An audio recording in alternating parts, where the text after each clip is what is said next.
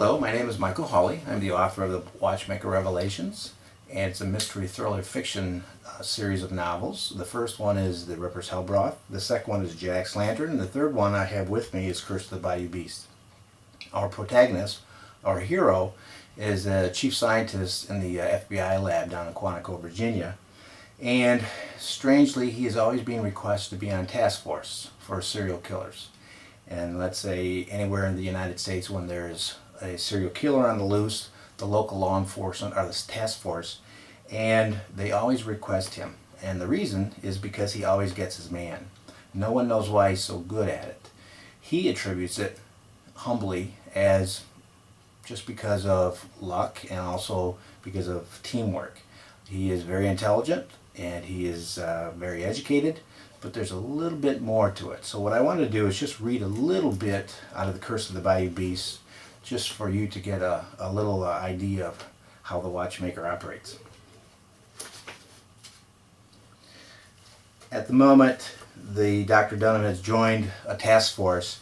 He wants to re-interview all of the suspects, and so the detectives have collected a man named Mr. Engels, who is the serial killer in this case, but no one knows that yet.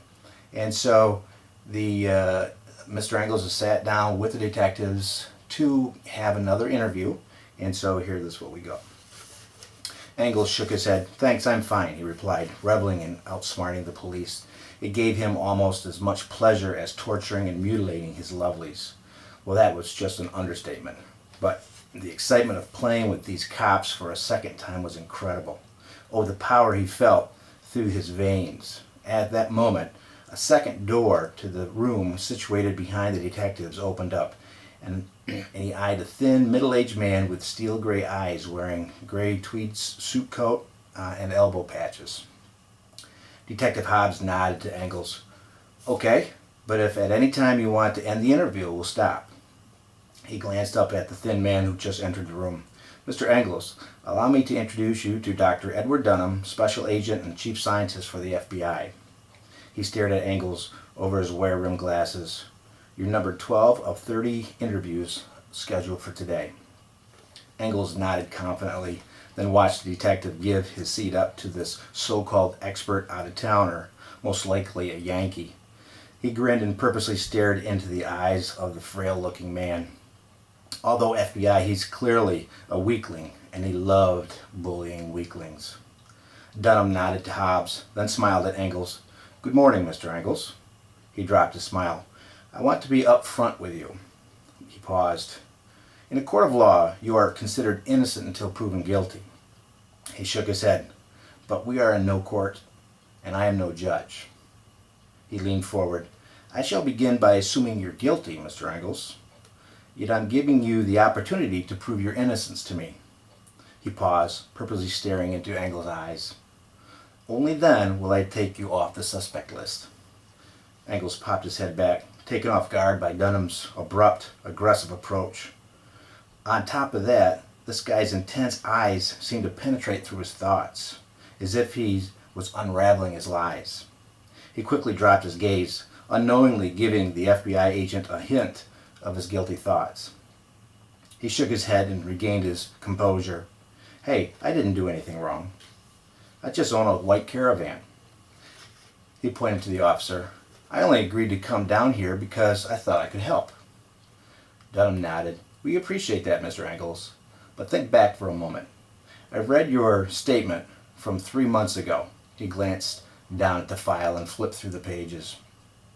"The victim's body was estimated to have been dumped at a bridge on a Friday evening, a time a witness saw a white Caravan identical to yours on that bridge.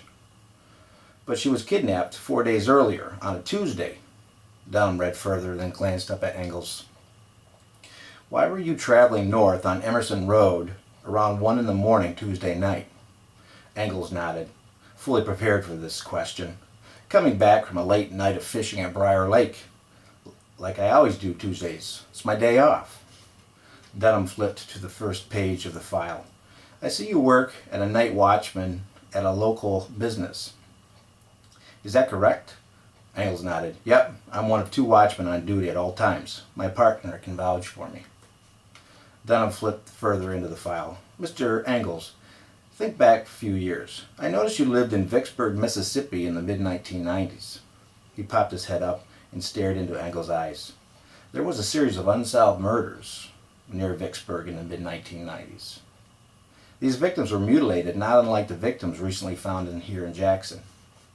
Hobbs and Nebelecki shot each other a glance, both realizing they never picked up the coincidence. Engels' eyes opened wider. What are you trying to say?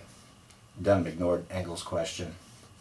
You wouldn't mind giving our detectives an account of your whereabouts at the time of the Vicksburg's murders, would you? Engels frowned. Not at all. He then shot his hands up and waved. Well, you'll find that I was real close to one of those murders one night. Actually, I think I even saw the killer. He was my neighbor, this guy who owned a scary-sounding dog that he kept cooped up all the time. It howled and shrieked at night. Never did actually see them that night. Oh? Dunham asked. Nebelecki rolled his eyes at Hobbs, now disbelieving anything the guy said. I saw his dog on the loose around those woods where the woman was killed that night, so I figured he must have been there. Later that evening, I saw him walking back to his apartment. Why didn't you inform the police? Dunham asked. Engels shrugged. I don't know. No one asked me. Hobbs chuckled quietly, shook his head. Dunham nodded, still scanning the folder. Are you familiar with an Annie Witherspoon? Engels sat up in his chair. Anger filled his eyes. Yeah, she was my neighbor, and that should not be in my record. I was proven innocent. Cleared of all charges. He knew darn well he tortured and abused that young Annie in the woods behind her house more than a decade ago, but besides her emotional testimony, there was no evidence connecting him to the attack, especially when he luckily drummed up a convincing alibi. It was the moment he realized the key to getting away with anything was a solid alibi. Dunham shook his head, leaned closer at Engels, and then stared into his eyes. Being proven innocent is impossible in the court of law, Mr. Engels, since you're presumed to be innocent at the onset.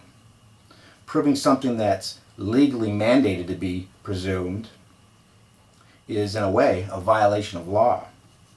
He sat back and shook his head.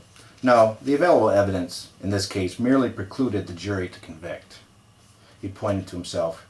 Now, from a presumption of guilt perspective, for our suspect list, I read this same evidence as not proving you innocent. Thus, in my eyes, you tortured and molested that 12-year-old girl. Engels tilted his head in confusion, then grasped his hair and shook his head. What? I was found not guilty, and I didn't kidnap that Mackenzie lady 2 days ago. He gazed forward, puffing, his fist clenched.